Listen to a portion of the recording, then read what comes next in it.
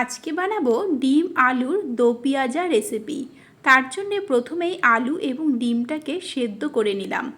এবারে আলুগুলোকে নুন ও হলুদ দিয়ে মেখে হালকা করে ভেজে নিলাম, তার সাথে ডিমটাও ভেজে নিলাম। এবারে একটা পেঁয়াজ এবং ক্যাপসিকাম চৌকো আকারে কেটে নিয়ে হালকা করে ভেজে নামিয়ে রাখলাম। তেলের মধ্যে গোটা জিরে ফোড়ন দিয়ে একটা পেঁয়াজ কুচি, একটা টমেটো কুচি এবং কাঁচা লঙ্কা দিয়ে ভেজে নিলাম।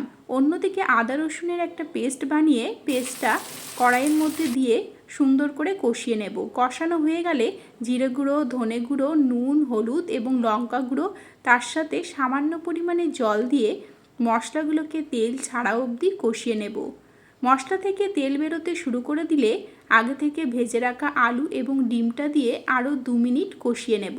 কষানো হয়ে এলে সামান্য পরিমাণে গরম জল দিয়ে তার সাথে ক্যাপসিকাম, পেঁয়াজ এবং সামান্য পরিমাণে চিনি দিয়ে পরিবেশন করব।